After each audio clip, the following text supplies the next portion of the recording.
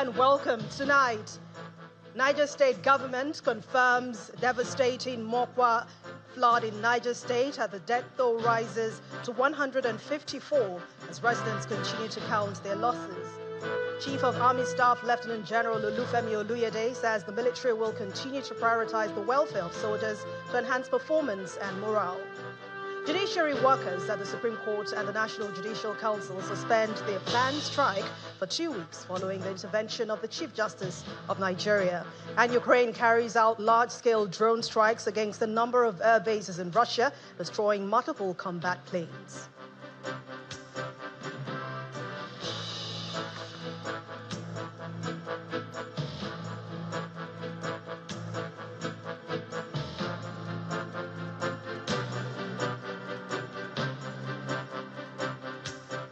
We begin tonight with an update on the devastating flood incident that has ravaged Mokwa in Niger State in the last couple of days. Well, the Niger State Emergency Management Agency says the death toll from that flood has now risen to 154.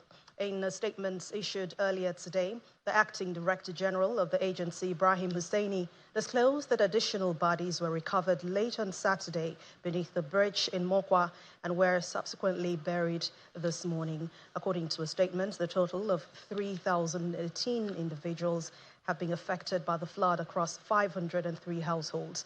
The floods have also resulted in 11 injuries and caused damage to 3 bridges. The State Emergency Agency says it will continue to monitor the situation and coordinate relief efforts with relevant authorities to support these affected communities.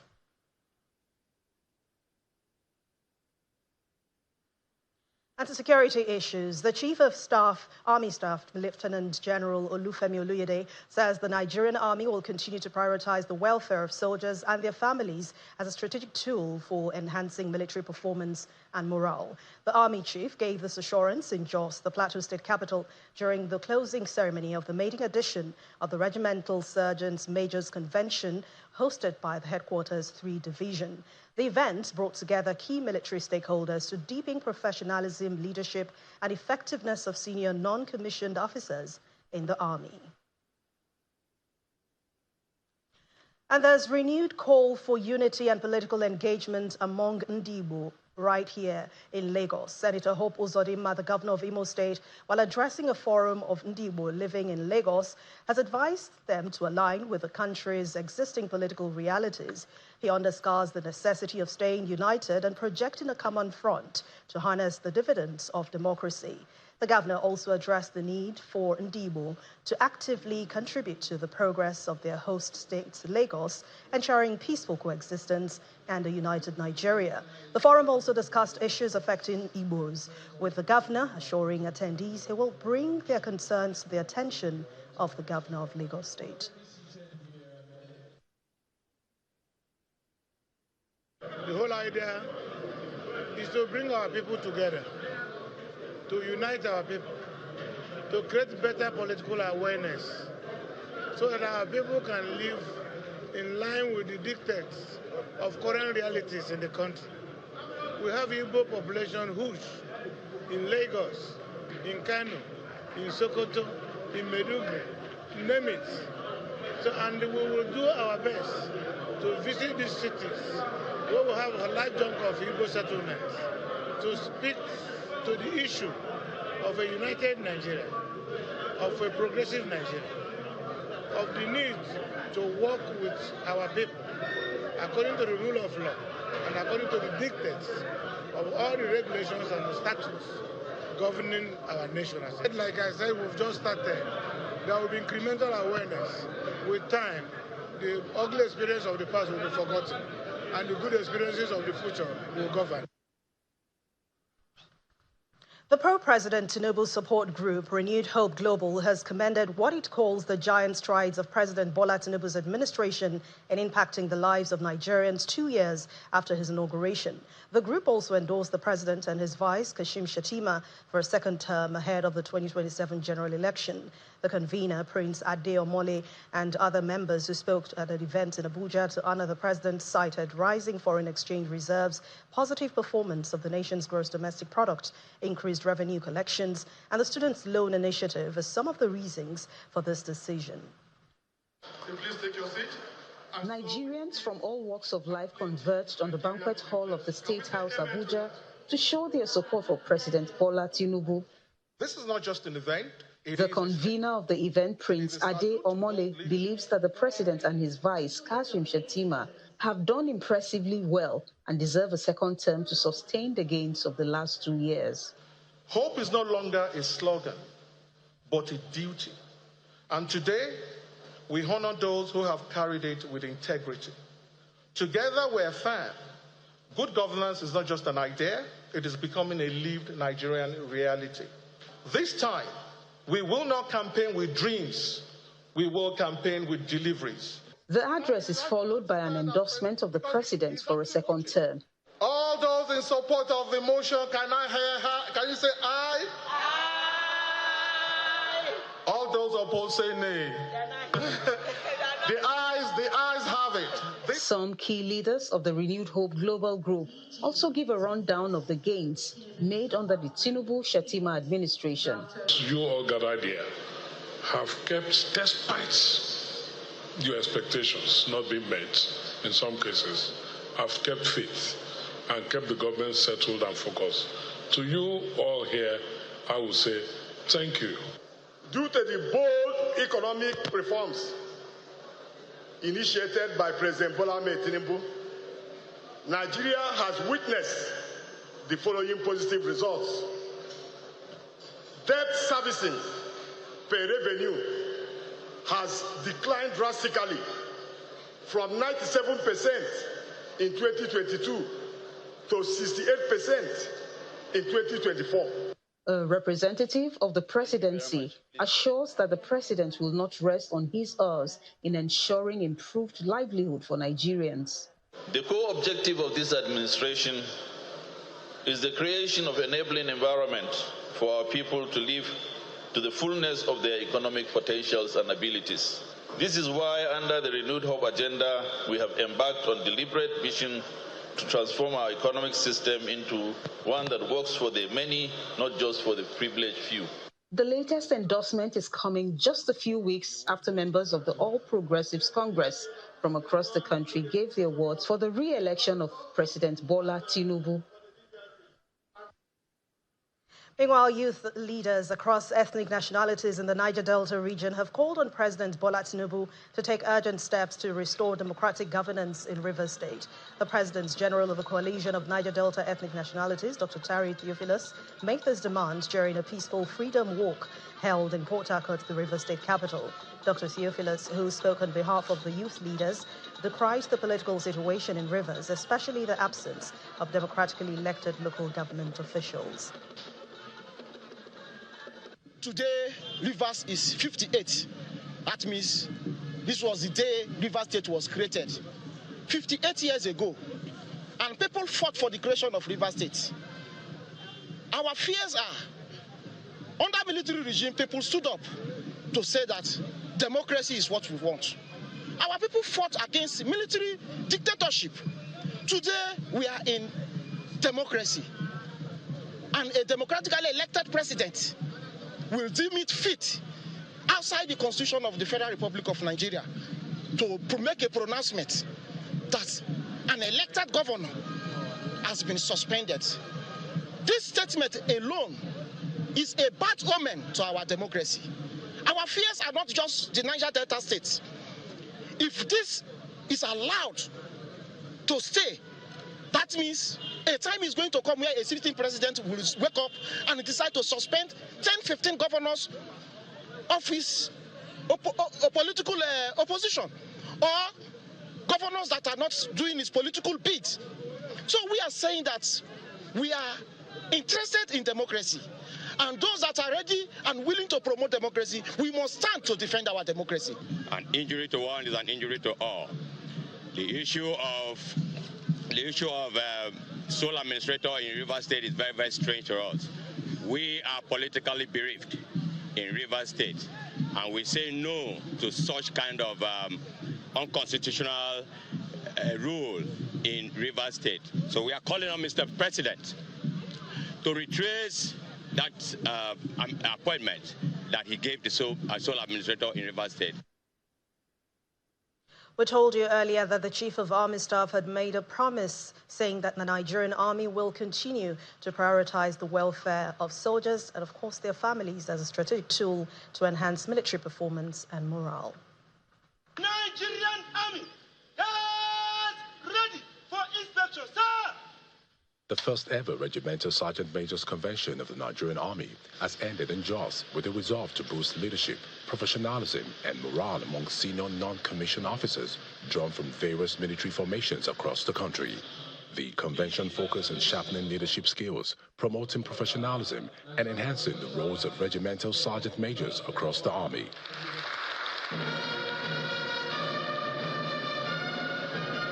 Top military officers, senior non-commissioned officers, and selected participants from formations nationwide converged for the event. The need to boost soldiers' morale and improve their welfare as a key to success in military operations is the thrust of the address by the Chief of Army Staff. The need to boost soldiers' morale and improve their welfare as a key to success in military operations is thrust of the address by the Chief of Army Staff. The RSMs actually stand as a buffer between the officers and the soldiers. I will call them the fathers of the units. Why? Because they are the ones who convey the instructions from the officers to the soldiers. And we expect them to live in such a manner that the younger ones will learn from them in terms of regimentation, in terms of discipline. The Army Chief also highlighted the crucial role that RSMs serve and the need for empowerment. Now, this convention was convened primarily for them to have some kind of,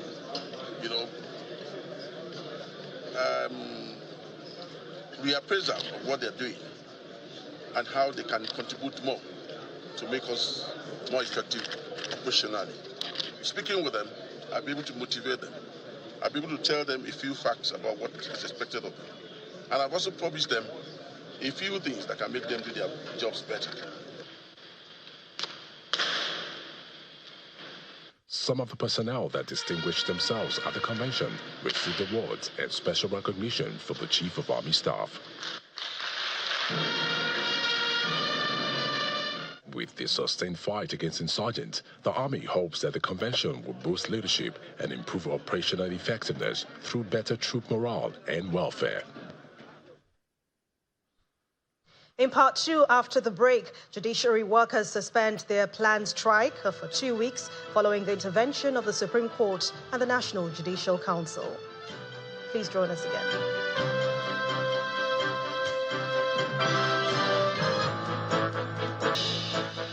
Welcome back. If you've just joined us, you're watching the news at 10 on Channels Television, broadcasting live from Lagos. A reminder of our main stories. Niger State government confirms death toll from the devastating Mopa floods in Niger State as it rises to 153 as residents continue to count their losses.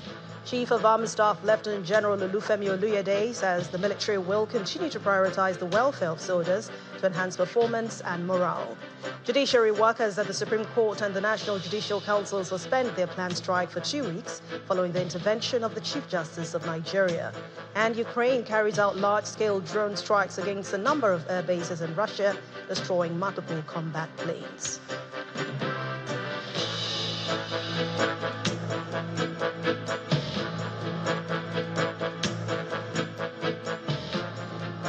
Now, the past belongs to the history books. The journey of another 2 years has begun for President Bola Tinubu. But what are the security and defense lessons from the last 2 years? Tonight, we search for answers on what security cards the president may play next. Babajide Ogunso, founder of Leadership by Data and Channels Television's data analyst, is right here to share the facts, the analysis, and of course, insights about the national security and defense. Thank you, Babajide, for joining us again today on the News at 10.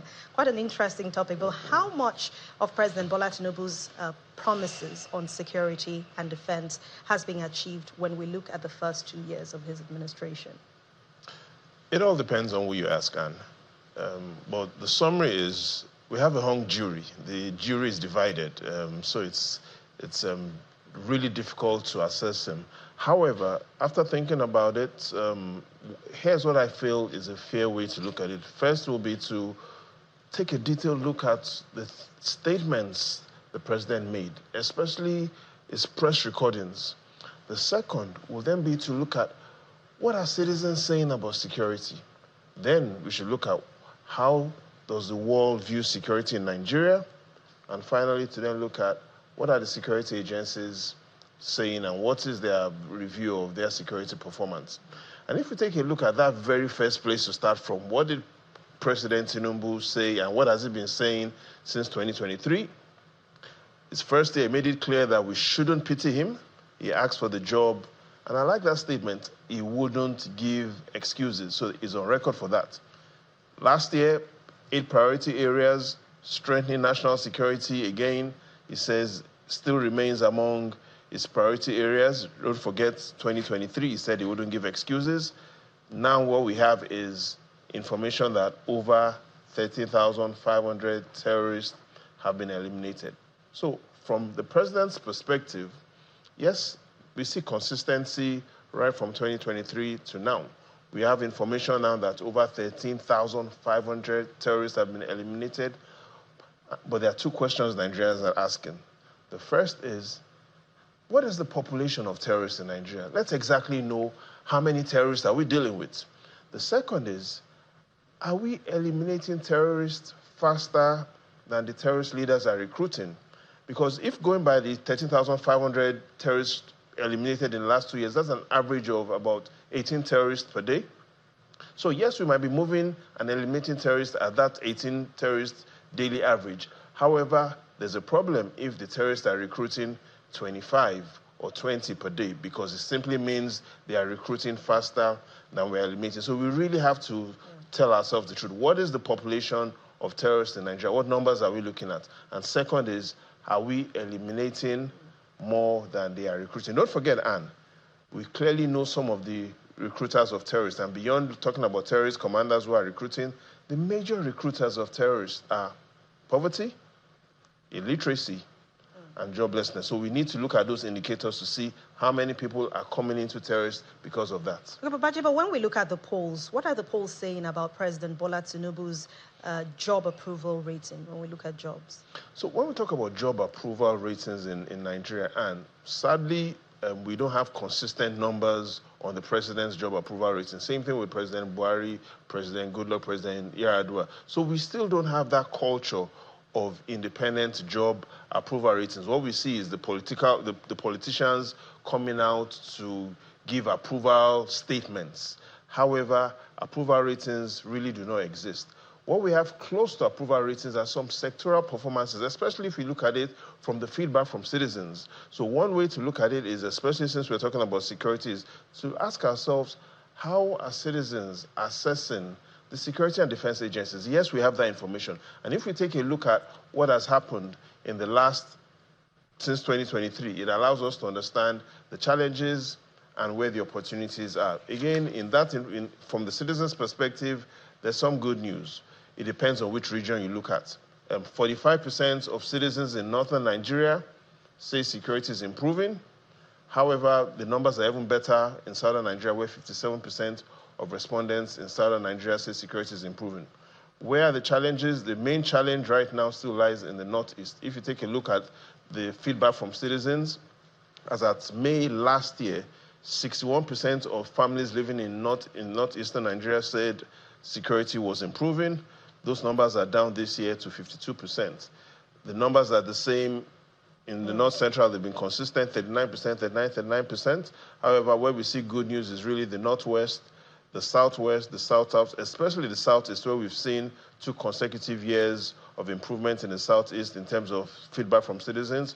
We've seen consistent improvements in the south-south, and again, we've seen consistent improvement in the southwest. So summary is good news from southern Nigeria, from citizens' perspective, still some challenges in northern Nigeria. Today, let me quickly ask this one, but make it as brief as possible. I mean, food is the most important for anyone right now. When you talk about food security, it's a vital part of national security. When you take a look at the outlook, what are you seeing in the next 2 years?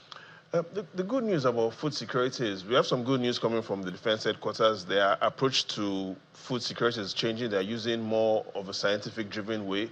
So one of the information coming out this week is that they've identified 7 states that have the highest employed citizens in the agricultural sector. And if you take a look at those states, they say that will form a critical step for them in how they plan security operations, especially in the short to medium term. So clearly, we'll look at that information. The information we have right in front of us now shows where we are as at the global view. Global view shows that 2024 was an impressive year in terms of the Global Terrorism Index, clearly saying that 2024 was Nigeria's best performance in bringing down terrorism, 99 deaths recorded. We've never seen that in recent times. The challenge and what we mean by AR in 2025 is we are awaiting the results of 2025. Will 2025 be a better year than 2024? Again, look at where we were as of 2015, 641 deaths. That reduced in 2019, 507 deaths.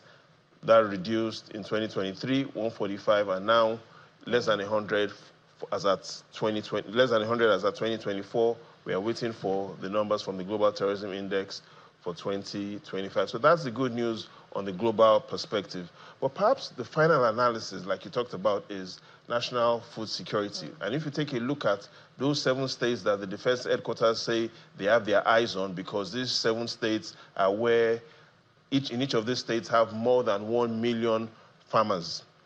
6 out of these states are in northern Nigeria: Benue, Bauchi, Niger State, Kaduna, Kebbi, and Kano.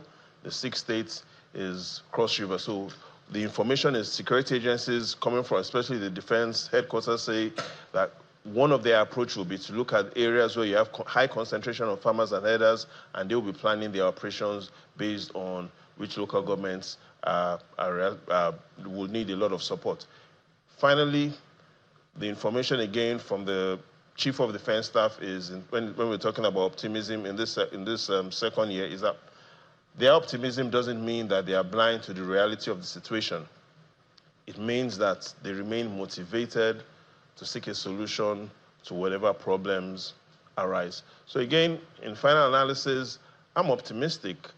And even though some Nigerians may not be optimistic, it is on record that President Tinubu has said he will not give any excuses and he should be held responsible for everything that goes right. And if anything goes wrong, he should be held responsible. So based on that, we'll wait to see what exactly happens. Okay, so I guess it's fingers crossed.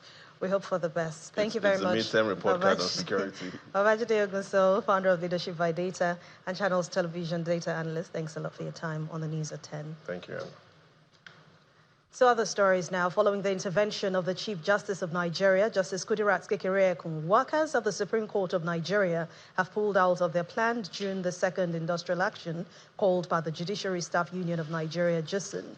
The workers of the Apex Court said that they opted to decline participation in the strike as a result of cogent and verifiable assurances extracted from the CJN after a closed-door meeting. And this is as workers of the National Judicial Council, the NJC, and the Federal High Court have also resolved not to go ahead with the strike. The NJC had, in a statement by the Public Relations Officer, JUSN NJC chapter, Mr. Joel Ebiloma, hinted that the 2-week grace was granted to allow relevant stakeholders engage necessary authorities and ensure the Accountants General of the Federation releases the statutory allocations to the judiciary based on the 2025 appropriation. However, in the Supreme Court, in the communique issued at the end of its meeting, said the workers came to the conclusion of not joining the strike after assessment of issues and, of course, the struggle of the CJN to get their demands met. Residents of Kaduna State have been assessing the performance of the administration of Governor Obasani in the last 2 years. Some of those who spoke with our correspondents include elders and community associations. They commended the governor for restoring hope in governance and running an all-inclusive government. Representatives of the Christian Association of Nigeria, the Southern Kaduna People's Union, and a former military governor of Rivers State, retired Major General Zamani Lekwot, also bared their minds on the performance of the governor so far.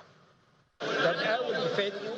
That I will be faithful. It's been 2 years since Governor Obasani mounted the saddle of leadership to pilot the affairs of Kaduna State with a vision anchored on improving security, transforming rural communities and urban renewal through massive infrastructural development.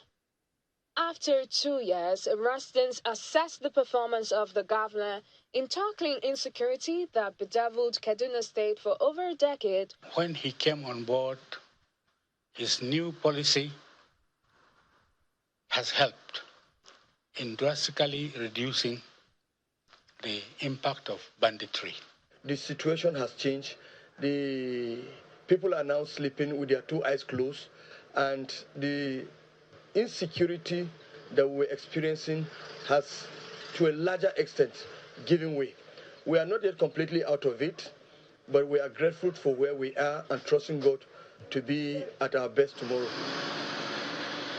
From construction of 75 roads totaling over 780 kilometers, rehabilitation of general hospitals, and construction of over 2,000 classrooms, Governor Sani believes that good governance will restore the people's confidence in the government. Today, I can say here without any contradiction that out of about 780 kilometers we embarked on right now, because we are constructing about 79 roads, totaling about 780 kilometers. Out of these 79 roads, we have completed about 25 roads to date. By prioritizing equitable distribution of infrastructure in Kaduna, how far has the Sani's administration kept to its promise, especially in the southern part of the state, which was devastated by insecurity in the past? The present administration are really working tirelessly in terms of security challenge. Previously, people don't usually sleep, but now, though it's not 100%, but it cannot be compared with the former administration. Residents of Kaduna are hopeful that their state is on the path of redemption, going by the positive steps taken so far by Governor Sani's administration, particularly in his promise to rebuild trust with the masses despite their religious or ethnic backgrounds.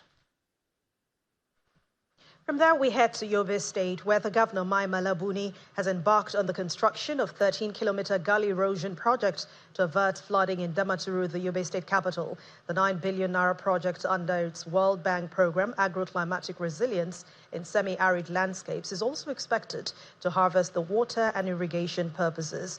The Crystal Project coordinator in the state, Mohammed Shehu, who inspected the project along with officials from the Ministry of Agriculture and the Ministry of Environment, expressed satisfaction with the quality of work done. Damaturu, the capital of Yobe State, had over the years experienced challenges of gully erosion, which often resulted in flooding, with many lives and properties worth millions of naira lost. The state agency, Agroclimatic Resilience in Semi-Arid Landscapes, has embarked on a 13-kilometer gully erosion and flood control project to mitigate the challenges of flooding in the state capital and other local government areas. The inspection of the project begins from Pompomari community to Nayinawa and terminates at the Waziri Ibrahim Housing Estate, all in Damaturu, the state capital. So what we are doing here now is trying to first address the issue of gully erosion so that actually the farmers get a fertile land. But in this, our design here, the water, after addressing the aspect of the gully erosion and then the flooding, the water is going to be harnessed. As we're here from this location, I think 3 kilometers, there is a depression. In that depression, we are going to harvest or store the water, and it's going to be harnessed for irrigation purposes. Assurance of speedy completion of the project within the stipulated time with quality finishing is given. We as the contractors, we are promised to deliver the best of the best. I can give you assurance that we are going to give you the best of our ability. In terms of quality, in terms of everything standard will be given to this project. The erosion control project involves the construction of the drainage for about 9.2 kilometers cutting across the Damaturu metropolis, from the beginning around the Nasarawa area down to further a bit downstream of Waziri Ibrahim as the endpoint of the construction. We are sure that we're doing our best to make sure all the works are carried out accordingly with the works requirement. As the rains set in, residents believe the gully erosion and flood control project is one of the legacy projects of Governor Mai Mala Buni that has direct impact on the lives of the people. Still ahead on the news at 10, National Drug Law Enforcement Agency NDLEA announces the arrest of a syndicate behind the sponsor of pilgrims with illicit substances. Please stay with us.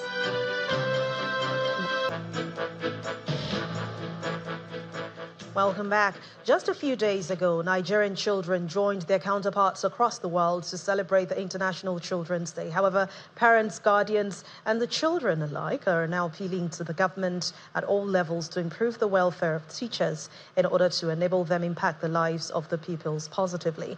In the special report, our correspondent explores the vital role teachers play in shaping young minds, the challenges they face, and their unwavering dedication to nurturing the next generation. Children are the future of the world. But what is that future without proper learning?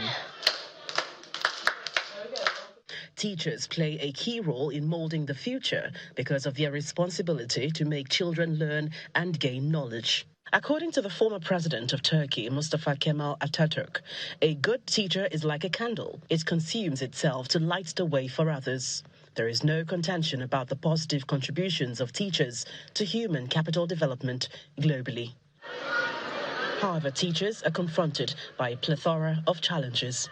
According to the United Nations Educational, Scientific and Cultural Organization, UNESCO, over 70% of Nigerian teachers lack basic training. 40% of schools operate without adequate infrastructure, and teachers' salaries are among the lowest in the country. I love children. Right from childhood, any environment I see children, I always carry them. The ones that are smaller than me when I was a child. My mom told me that I love children. Growing up until today, I still love them and I care about them. It was a call because before I've been a teacher, I've been dreaming to see myself in the class teaching children. So I love children, actually. Even in my religion aspect, I teach students also. Some teachers speak on their motivation. What really motivated me to become a teacher is the drive to reach out to children and touch young lives. So I saw teaching as a premises that will help me execute, the mandate of reaching out to children like I really desire. Tutoring has always been a thing for me. So talking to students, teaching them, coaching them, guiding them has always been a thing for me. So that's what's actually inspired me. Plus the fact that I'm a Christian, so it has guided me towards that part of wanting to change and help our future leaders. Beyond teachers' welfare, accessing and retaining quality teachers remain a major challenge, both in private and public schools. We have observed key challenges in recruiting teachers, and one of them is difficulty in assessing teachers who are qualified for the various fields in education. It's been quite difficult to employ teachers who are qualified. They have the paper qualification, but when we interact with them, when they are subjected to interview, at the end of the day, we find out that they are not competent. For the past, can I say 8 or 10 years, federal government have not sent any single teacher to any school in our city. They have not recruited. So in all the schools, it's like we are lacking teachers. Issues of poor remuneration, working conditions and professional development are key demands requiring urgent attention. I think one of the biggest issues facing teachers is their remuneration and teaching aids. Because today, when you interact with teachers, sadly, they're not paid well, their take-home pay is literally nothing to write home about. And that's why even this has affected how many young person wants to become a teacher in the future. Because I remember one day we did a career activity, and when I went to a public primary school, and I asked who wants to be a teacher, nobody raised their hands. And a lot of people know that people who their career path is teaching and transferring knowledge to the next generation of leaders, they cannot even feed themselves, let alone their family.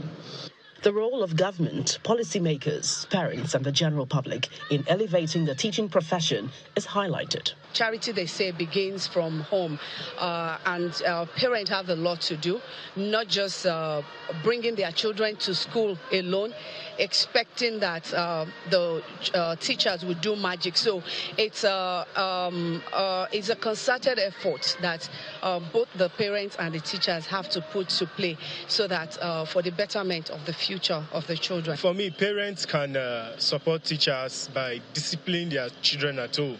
Like these days, discipline have left the school system. A teacher cannot discipline a child in school because you see parents coming to school to fight the teachers. So these things are not right.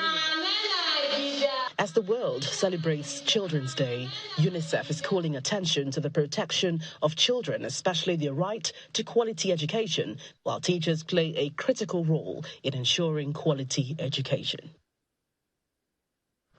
From education to agriculture, farmers in Jigawa State are exploring modern agricultural practices to boost their production.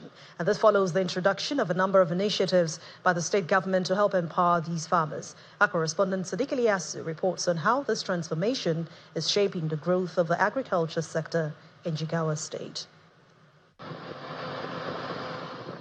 Over the years, farmers in Jigawa State have relied solely on traditional farming techniques and implements, thereby gaining little for their efforts. However, the administration of Governor Umar Namadi is changing the narrative with the acquisition of over 300 tractors and other farming techniques introduced to enhance productivity and boost food security in the state. We have also made significant progress in our effort to transform the production system from subsistence agriculture characterized by too much drudgery to mechanized agriculture through the supply of hundreds of tractors, combined harvesters, and other agricultural equipment. The state government is also investing in youth empowerment. Gali Suraj is one of the youth trained to support farmers with modern equipment and expertise. This program has changed my life because I'm now employed. Since before we come back from China, the Governor Malam Umar has promised to us, if you come back from our training, we are here with our offer. And now we are employed now with our offer and the allowance. And we're having the everyday allowance and we're having the salary. In Megatari, communities that once had little or no farming activity are now thriving thanks to the introduction of pipe irrigation systems that have revolutionized access to water. This has brought about development in our activities, and this will translate to better yield.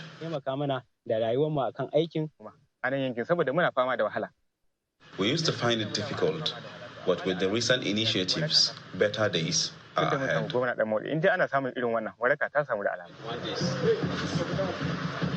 A greenhouse established in Megatari local government is a prime example of this transformation.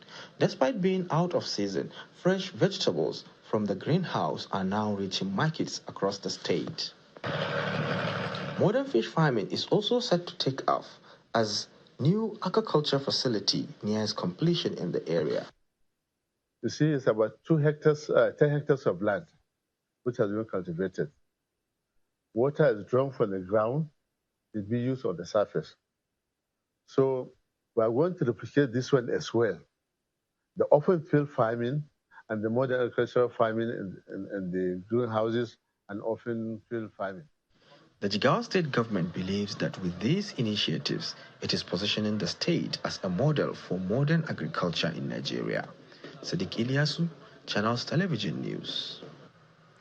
Following the arrest of some intending pilgrims with illicit substances, operatives of the National Drug Law Enforcement Agency, the NDLEA, have uncovered and dismantled the syndicate sponsoring Hajj pilgrims, who also serve as couriers to move cocaine to Saudi Arabia during pilgrimage. According to a statement by the NDLEA spokesman, Femi Babafemi, the arrest of the kingpins, Abubakar Muhammad Abdul Hakim, Muhammad Tijani, and Muhammad G. Shugaba in Kano, was a follow-up to the arrest of 2 pilgrims at the Malam Aminu Kano International Airport in Kano on Monday, May the 26th. Investigation soon unraveled their sponsors as leaders of a notorious drug trafficking network specializing in trafficking illicit drugs to Saudi Arabia.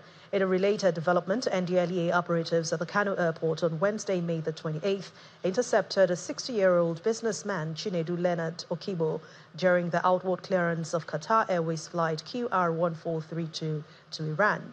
His body scan confirmed that he ingested illicit substances, as a result of which he was placed on excretion observation, during which he excreted 65 wraps of cocaine weighing 1.41 kilograms. In another operation in Kano State, NDLEA operatives on patrol along Kano-Meduguri Road on Friday, May the 30th, intercepted a duo of Abubakar Hussein and Shahabi Adamu with $900,000 in cash, suspected to be counterfeit. The NDLEA also says the suspects and the exhibit will be transferred to the appropriate agency for further investigation.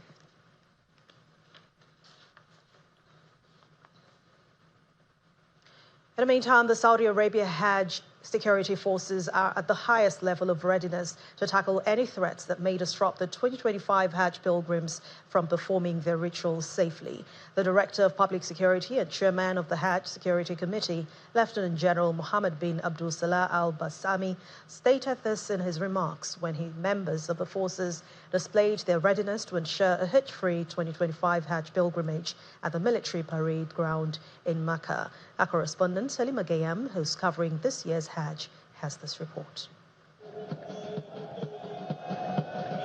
Dressed in full military uniform and motivated by the gravity of their mission, members of the Saudi Special Forces demonstrate their readiness to ensure a safe and peaceful Hajj pilgrimage.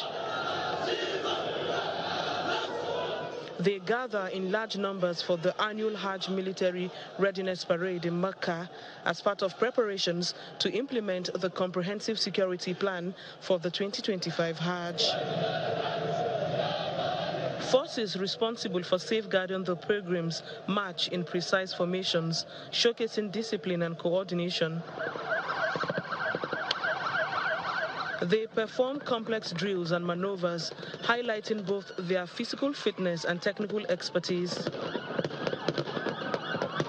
From live fire demonstrations, simulating tactics against armed attackers, to firefighting exercises and aerial flypasts, the display underscores their operational capabilities. A powerful show of strength follows, with forces, weapons, equipment, and vehicles parading one after another. Medics, firefighters, emergency responders, and cybersecurity teams also stand ready.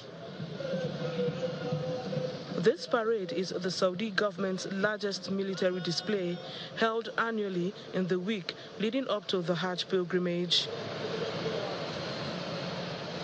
As millions of pilgrims from around the world converge on the Holy Land for the 2025 Hajj, this readiness exercise remains crucial. Safety of the pilgrims is the government's top priority. The Saudi authorities have demonstrated the readiness to facilitate a smooth Hajj experience for pilgrims this year to forestall any deadly incident.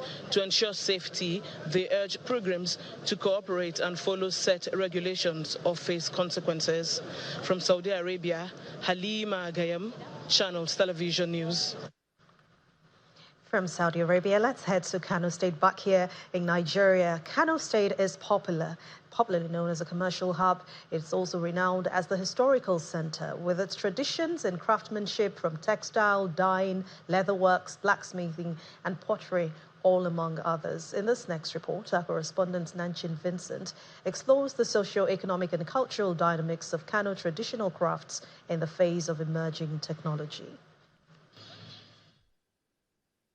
This is Gedan Danhausa, a historical center in Kano State, rich cultural heritage, renowned for its traditional identity that dates back to pre-colonial era. In 1987, this building became a museum, and up to now. So some of the artifacts we have in this museum are of Stone Age period, and in those days, this kind of force served so many purposes, such as they serve as in leather industry, and also tie and dye.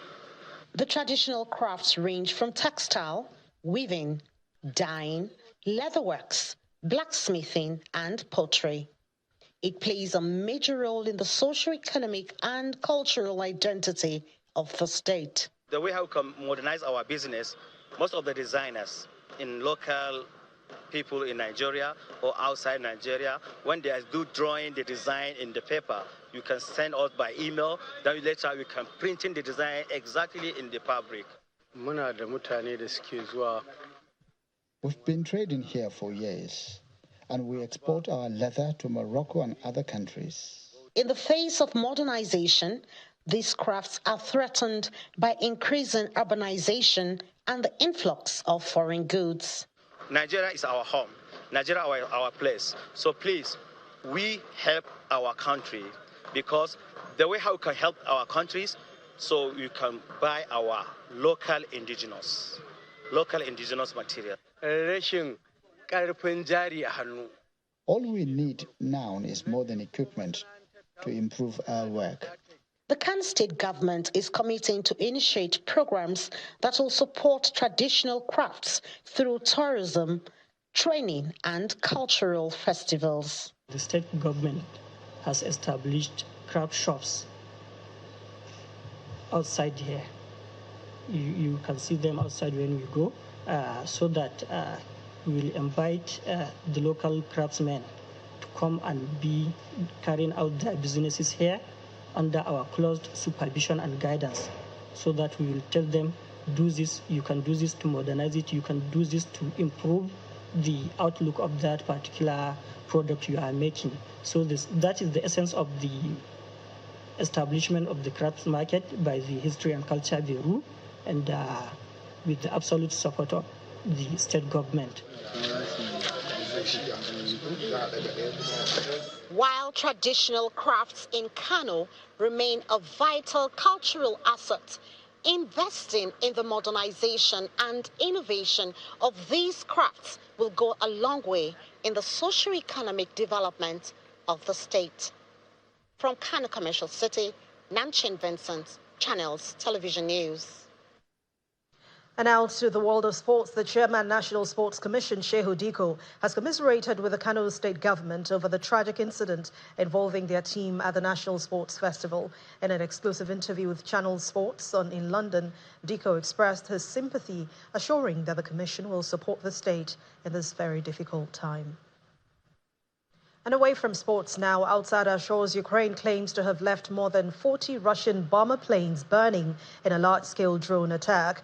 The Irkutsk governor says the drones that attacked a military base in Stretny in Siberia were launched from trucks. The Russian Defense Ministry has acknowledged strikes on airfields across 5 regions earlier today. The ministry also wrote on social media that Ukraine carried out what it said was a terrorist attack in regions of Murmansk, Irkutsk, Ivanovo, Ryazan, and Amur. The ministry also says that all of these attacks were repelled.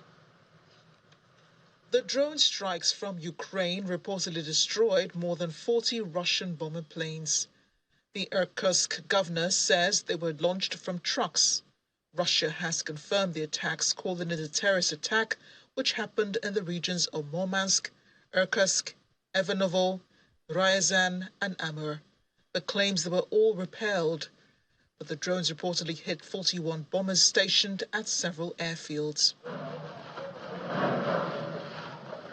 Russia already has in its custody the driver of a truck believed to have been involved in the drone attack.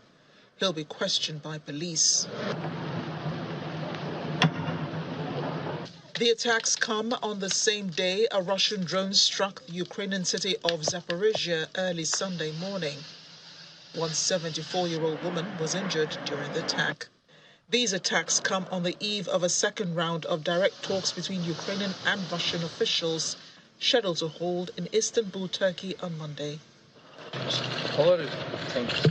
How are you? Good. On Sunday, Ukrainian President Volodymyr Zelensky listed Ukraine's positions for talks that included a complete and unconditional ceasefire, the release of prisoners, and the return of abducted children.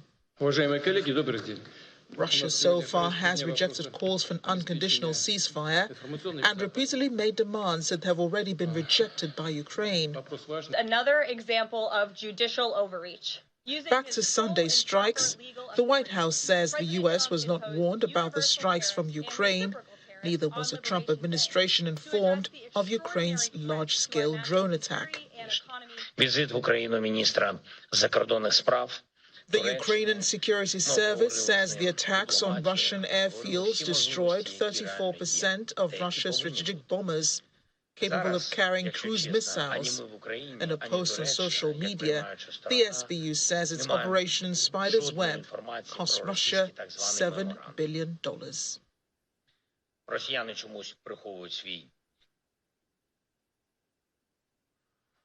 At least 31 people have been killed and more than 100 injured in an incident at an aid distribution center in Rafah, southern Gaza, according to Hamas-run Health Ministry. Palestinian sources in Rafah said the incident at the aid distribution center occurred as the Palestinians were once again queuing ahead of one of the new aid distribution centers opening for the day. One Palestinian was said to, he was there when the chaos broke out among the huge crowd, and that Israeli forces opened fire as the situation got out of control. And the main news again. The Niger state government has confirmed the death toll from the devastating Mokwa flood in Niger state, saying it has risen to 153 as residents continue to count their losses.